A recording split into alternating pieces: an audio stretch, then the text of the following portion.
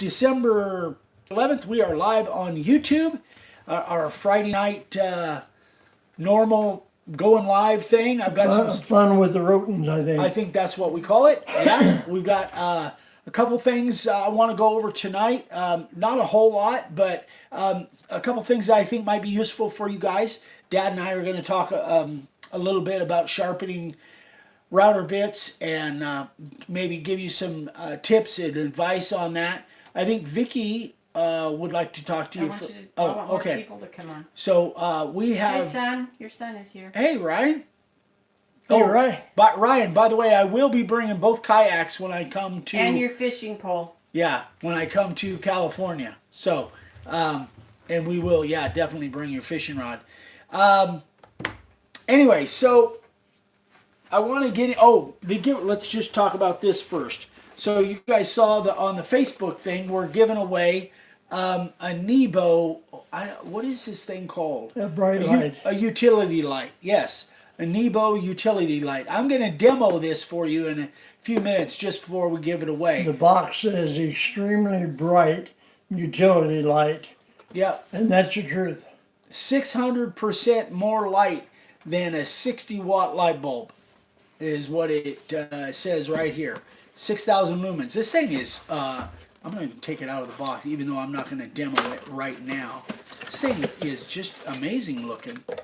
It looks like something from outer space. Yeah, it looks like the day the Earth stood still or something. Looks like a small satellite that should be flying around in space or something. It looks like something NASA built. This thing is cool. And it's bright. So you'll see that in a few minutes. Anyway, we're giving this away tonight to the wise person that answers the ultra difficult trivia question that Vicky's going to ask, which I have no idea what that's going to be. But anyway, so we will be giving that away in a little while. Anyway, thank you to Danny Meadows who sends us these Nebo products. And I'm going to be talking about him when we give that away, too. So, anyway, are you ready? All right, you guys, how's the sound? How is the sound is what we're asking. Hi, Pam. Hey, Pam. Miss Pam. Sound is good? Good? What did I do? Okay, great. So this mic works, obviously. So we got a new mic today, and I want to try it. So I'm going to unplug the mic that is here. And I'm going to plug in the new one, and then we'll let the guys talk a little bit, and then I'll ask again. So I'm unplugging the sound right now. So we're going to try the new mic. We're going to try. They can't hear you. Well, oh, that's true. That's true. The phone right now. That's true. I'm sorry. So now we're talking, but now new mic. So what we're trying to judge is whether the older mic that we have versus the new mic. Try and judge if one. All right. So how is the sound now? You guys got to talk in order for them to talk, Dad. I'm joking. So, okay. Tell us how that new mic is working as compared to the one we just took out, or Vicky just took out. They said it was better before. Really? Okay. So, you're saying that the sound was better before than it is right now. That's what they're saying. Well, that's good to know. Then we can send this one back. Get our money back. But it came pretty fast, I will say that. Yeah, better with the old mic. All right, I'm going to plug it back in. So now we're going to put the old one back in. Right now we're on the phone microphone. So just for a few seconds till Vicky plugs the old mic back in. All right. It should be better. It's a lot bigger. All right, there we go. It is a bigger. Yeah. It's bigger. Shouldn't matter, but that one, this one's a couple years old. That one is brand new. Yeah, I know. I saw the. Yeah, but anyway. I saw the paperwork on. So now, are you saying that the sound now is better than it was just a minute ago with the new microphone in? Yeah. Is that what you guys are saying? That's what they're All saying. right. Well, thank you for letting us know. Now we know. We'll send that one back. Send that one back, and we just received it today. I think we're just going to stick with this one until it dies. Yeah. I don't know. Yeah. Yep. Anyway. Okay. All right. So You might keep that for an emergency backup in case that does die. But, Well, we've still got the other lapel mic. Oh, Yeah, okay. we still have All the right. the as lapel long as mic you've got that works. something Yeah. that in case this one dies. Yeah, we do. We do. All right, so let's jump into the content tonight. First, I have a question, and this one I got actually a while back, and I'm hoping that I answered Michelle on this. This is from Michelle Booth. She said, I was wondering if you've ever done a dark stained wood with natural colored lettering. I guess it's kind of like a reverse carving. I have a sign to make for a friend, and she requested a dark stain and natural colored lettering. I'm providing a picture that is an example of what I'm trying to do. I don't have the picture, but you can imagine a dark stained board with wood color letters. I'm wondering how to carve the sign and then stain without getting it into the lettering, or stain then carve. What would you suggest the easiest way to do it? Well, funny you should ask that, Michelle, 6 months ago. Anyway, no, I don't know how long it's been, but Monday's video I will be doing a board that is stained, and it's not using the spray stain like I have been using in the past. But what I would suggest here, Michelle, here's what I would do. I would take whatever your board is and I would pre-stain it before you do your layout. Anything. Pre-stain it, get it the way you want it. Okay? Get it stained the color that you want. Then I would cover the whole thing in blue painter's tape. Let the stain dry. You can put a finish on it, but I wouldn't necessarily put a finish on it yet. I would just leave it stained. Use the blue painter's tape. Cover the whole thing with blue painter's tape. Do your layout on top of that. Then, depending on how you do the layout, cover it with packing tape. Do your carving, and then remove everything. And you might have a little bit of touch-up of the stain to do, but you probably will be pretty good. And then you can just put a finish on the whole thing. So thereby, you would have a dark board with the stain that you want. You would have wood color letters, and then you can put a finish on the whole thing. And that will, I think, will give you what you're looking for. That's what I would have do. wood colored letters if you stain the whole board first? Because you're carving through the stain into the board. Outside letters, though, would still have the stain on them.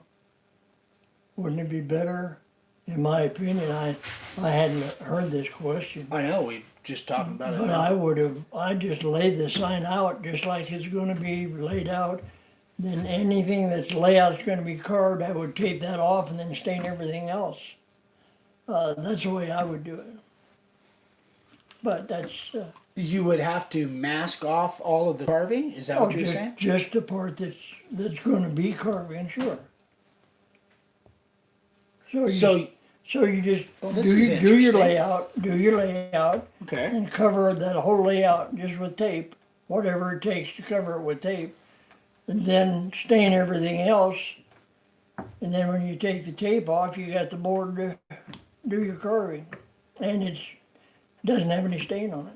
Well, there you go. There's another option for you guys. I don't like that option, but that's an option. That's what I would do. Just That seems Just to me, thinking I right don't off. know, that seems to me like it would be really tough to mask off all the layout. It would be really hard to mask that off and be able to get stain in between the letters. And I'm thinking inset letters right now, but even if it was outside letters, seems like it would be tough to get that stain every place, or mask off everything that's going to be carved in order to get a perfect stain on there. well, if you've got your layout all done, shouldn't be any problem in masking it all off. but- even if you have to take a knife and cut some of it off and get all the tape off, then you stain the board and everything is stained except what's going to be carved. So that's the way I would do it. That's not the way I would do it. Anyway, never mind. there's two different versions there for you guys. For me, I would do it the way I said to do it, but that's maybe we'll have a competition and see Well, how you'd it have works. stain on your letters. That's all I'm saying. And she wants it. She wants a sign without any stain on the letters. Well, the way she wrote this, it says Ryan said, Dad's wrong, Grandpa's right. Attaboy. It says I have wants dark stain but natural colored lettering. So to me, I'm thinking inset letters. That's what I pictured in my Well, I mind. pictured outset letters. Okay. And there's no way to stain a board, lay it out, and then carve outset letters and have them not have stain on them. There's just no way to do that. So, Again, to me, then yeah. See, when it says natural colored lettering, I'm thinking in with outset letters, then the background would be wood color, and the letters again would be stained color if you did it my way. yeah. If you did it my way. Yeah, So, the background would have I no guess stain. I guess if you want to do outset letters, try Dad's version. If it's inset letters, try my version. I guess that's another Yeah, way to you're look at it. absolutely right. If it's inset letters, then it would be natural letters. But if it's Yeah. outset letters, you have to mask. You have to do the layout, mask it off, then stain everything else. So, anyway, That's one way to go. All right, there you go. took a long time to answer that question. Yeah, no kidding. We got no time. We're done. Bye bye. All right, so that was the first question. Second question is about sharpening router bits.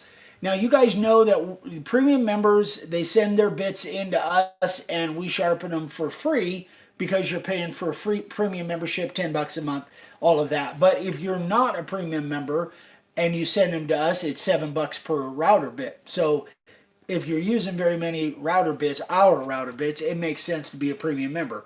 But that's not what I want to bring this up. The why I want to bring this up is because many of you want to be able to sharpen your own router bits. So there are ways to do that without having a diamond wheel.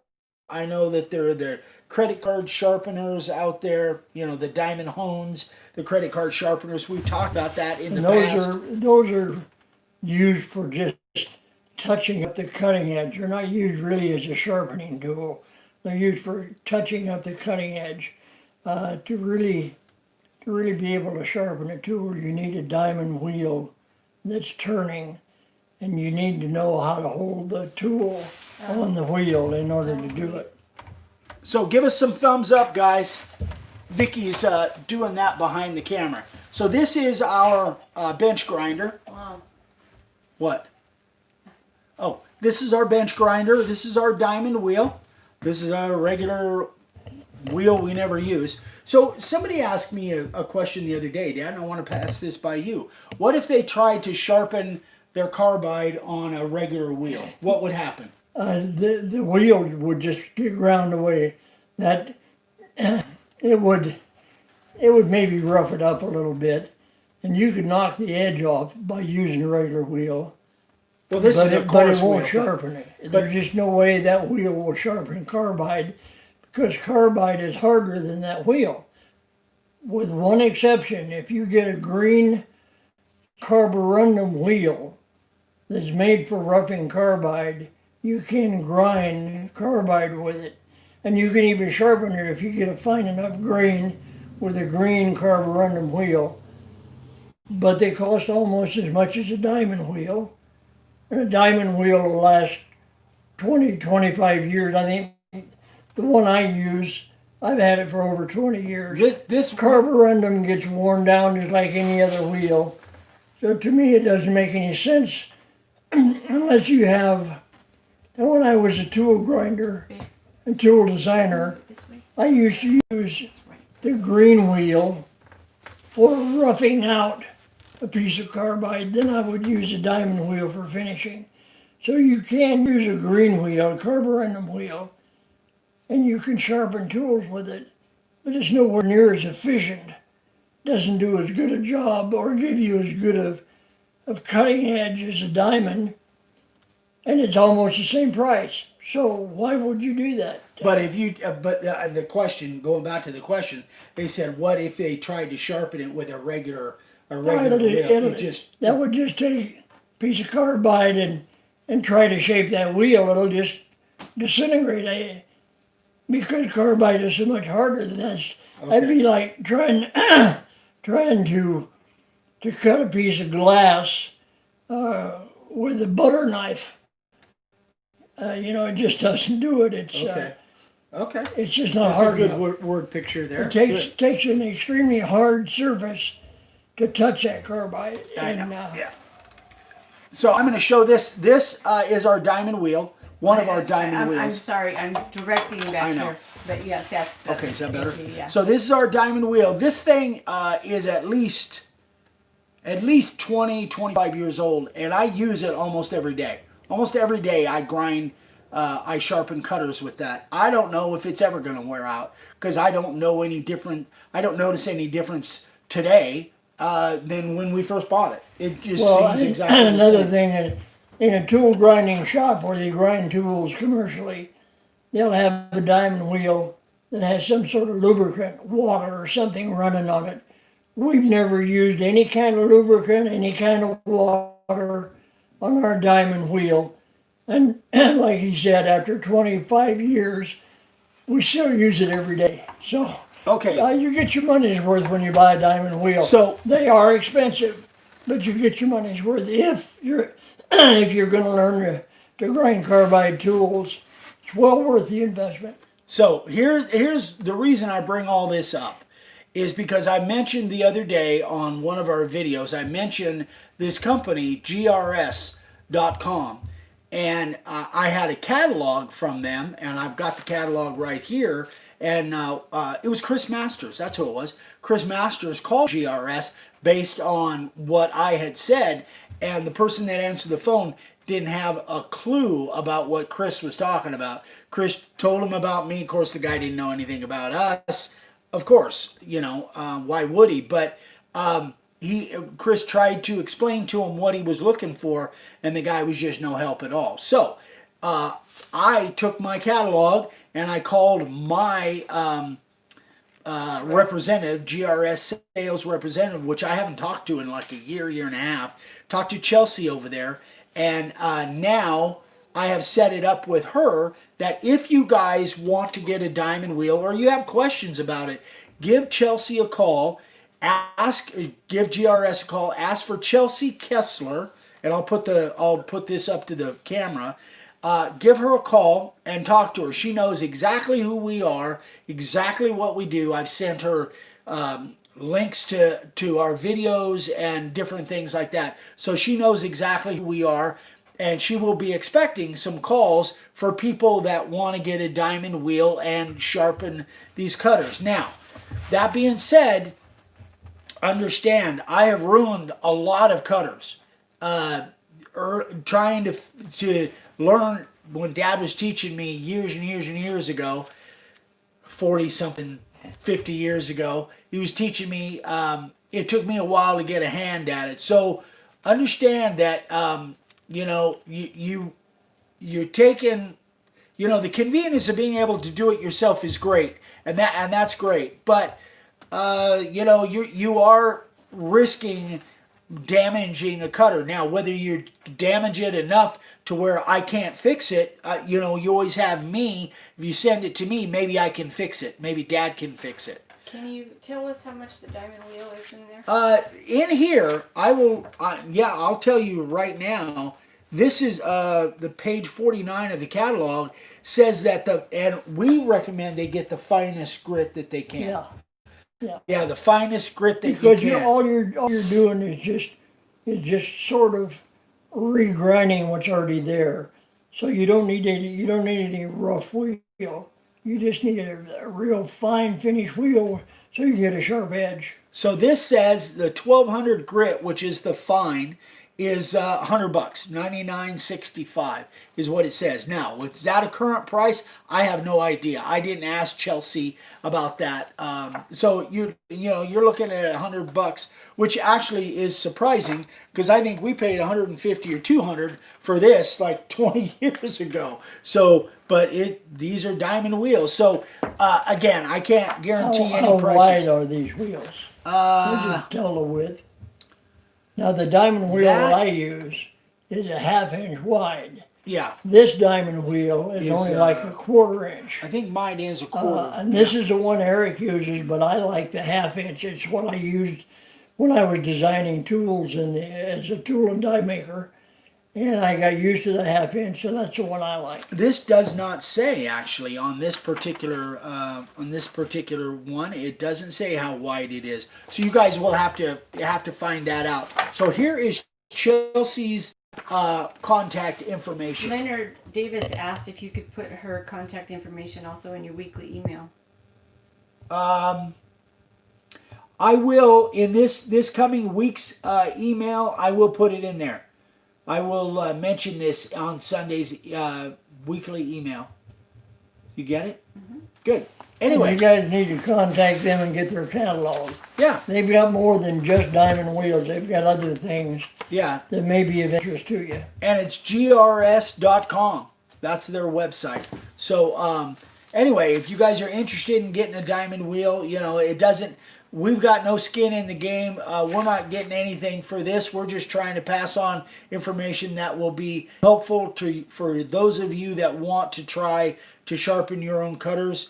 That's the way we would suggest to do it. So now, if you know anything at all about tool geometry, sharpening and cutters is not difficult, but it does take a while to learn. I took a course in tool engineering technology. And I was a design tool and die machinist for 20 years. And so, for me, it's fairly simple to sharpen a tool.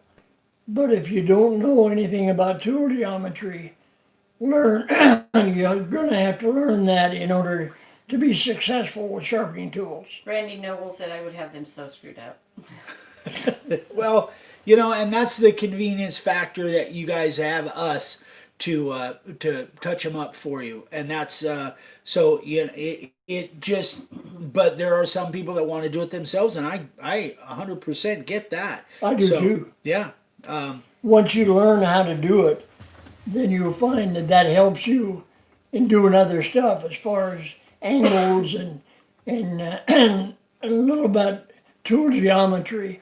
You'll find that you use that in other stuff. It's going to be expensive, and you're going to make some mistakes, and they'll be costly because router bits are like $30 a piece. So just be aware that it's a learning experience, and it's going to cost you a little. But you do have one caveat with that, is that there have been many times where guys have tried to sharpen their own cutters and screwed them up, send them to me, and I think every time that, maybe only one time I couldn't save it to where it wouldn't cut anymore. So it's possible that they're savable even if you mess them up. Rod Hall asks, is it better to have a slow grinder? No. A slow grinder? No, we run it full.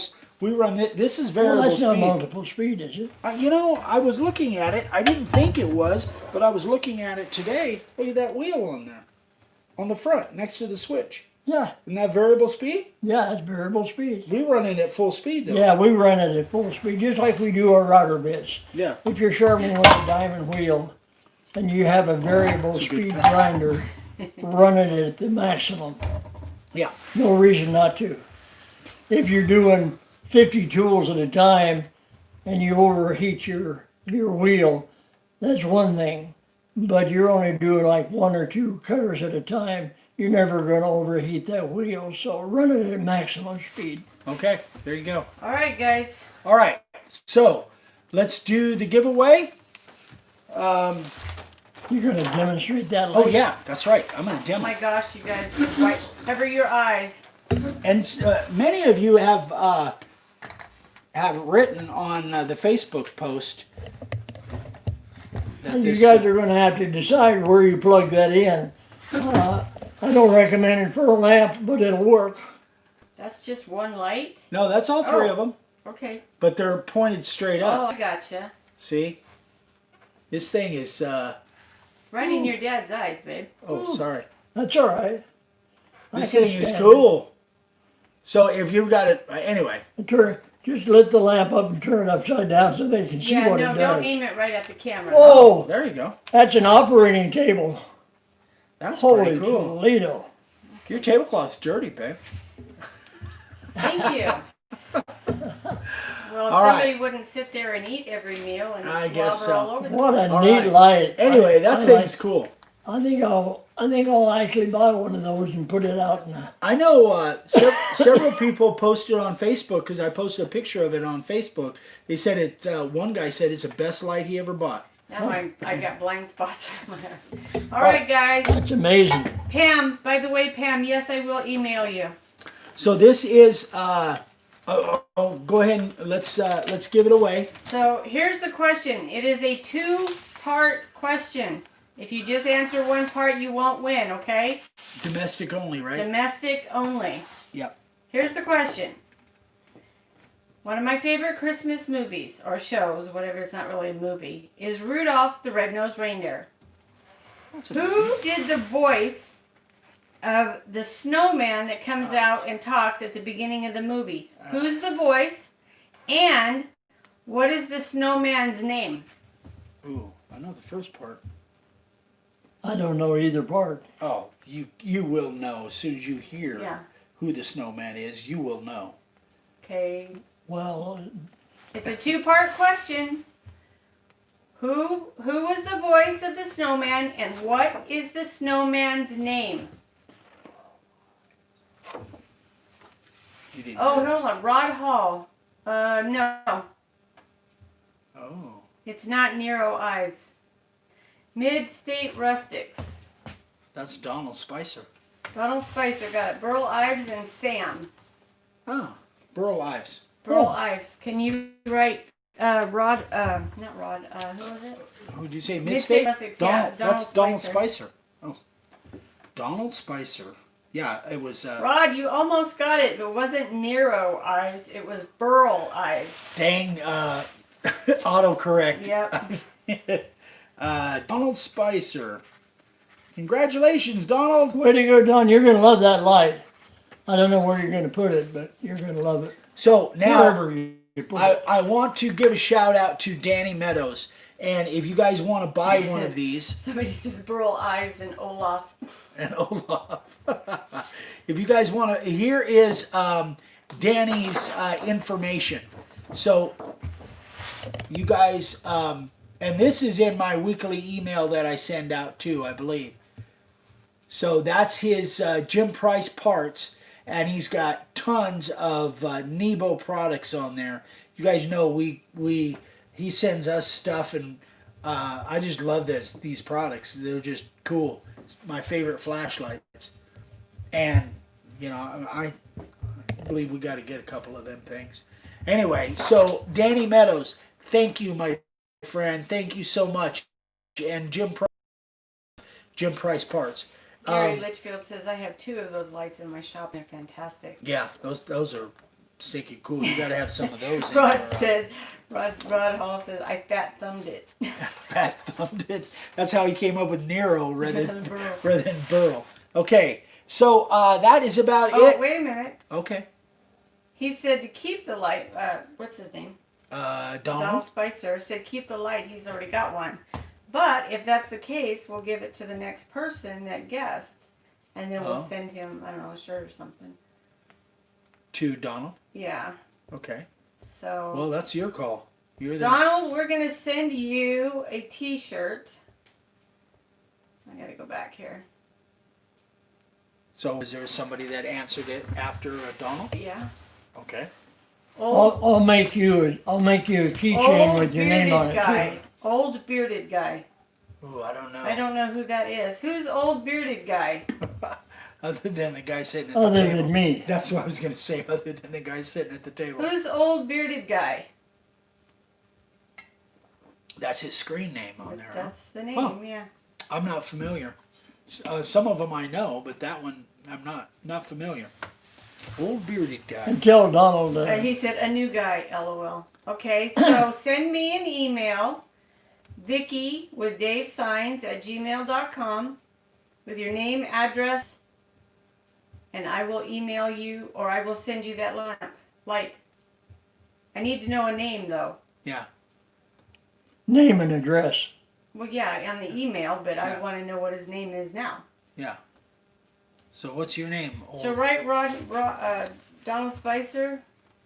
Donald Spy. Oh, I need your pencil. T-shirt. again. Thank you. T-shirt. And Donald, I'm gonna make Jason. you. Okay, I'm gonna so make He said his name is Jason. Jason. Donald. I'm gonna make you one of my keychains with your name on it. It'll say Donald's Keys. Old bearded guy, huh? Yeah, and his name is Jason. Jason, send me an email with all your information so that I can send you that light. VickyWithDaveSigns@gmail.com. Okay. So, that is that about it for that? Okay. One more now. Well, a couple of announcements. First one, Vicky and I will be live 9 a.m. tomorrow morning Mountain Time. We'll probably Sunday will be a video with Dad, a senior moment video with Dad on Sunday. And the biggest announcement, which I don't think Vicky and Dad even know this, today, in about the middle of the afternoon, I think somewhere around 2 or 3 o'clock, we hit 40,000 subscribers on our channel. Oh my gosh. So it's been, that's quite a milestone for us. Wow.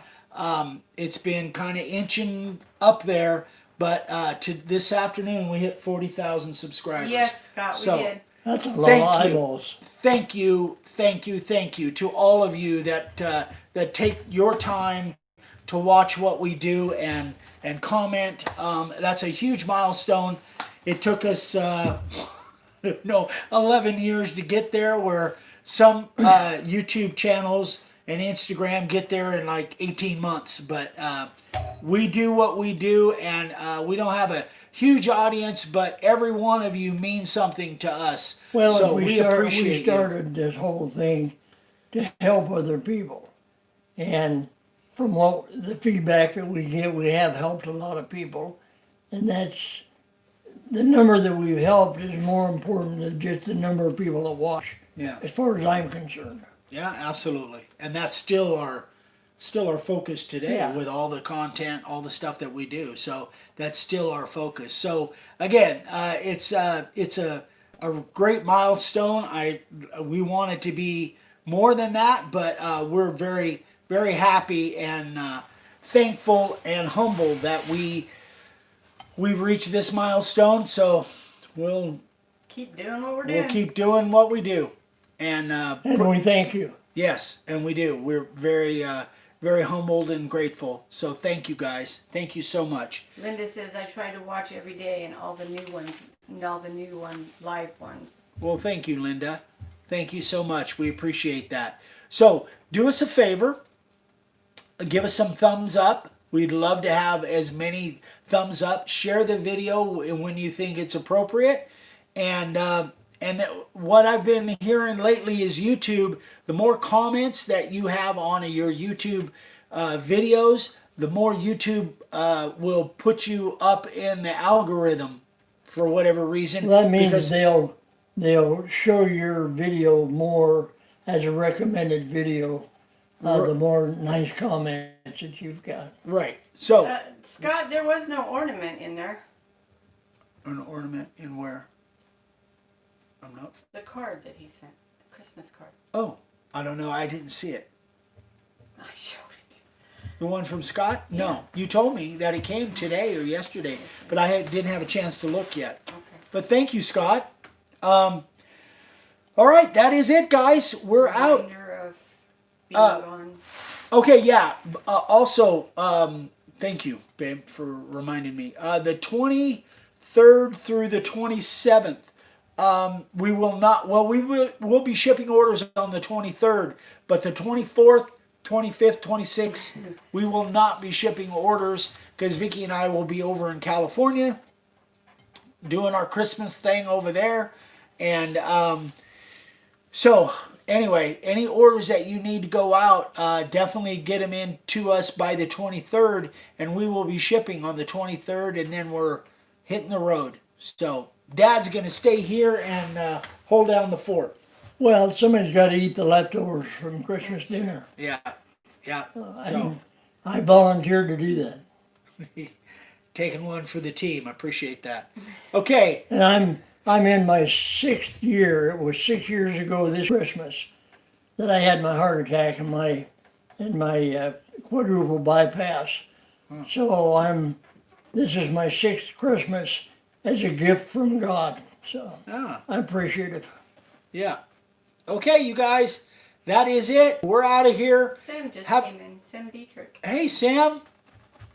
Good to see you, buddy. All right, we're out. We will see you guys over on Facebook, 9 a.m. Mountain Time tomorrow morning, and we'll have some more stuff to share. So hope you guys have a great evening, a great weekend. And Merry Christmas, everybody. We'll see you tomorrow. Bye, hopefully. guys. Bye. Bye.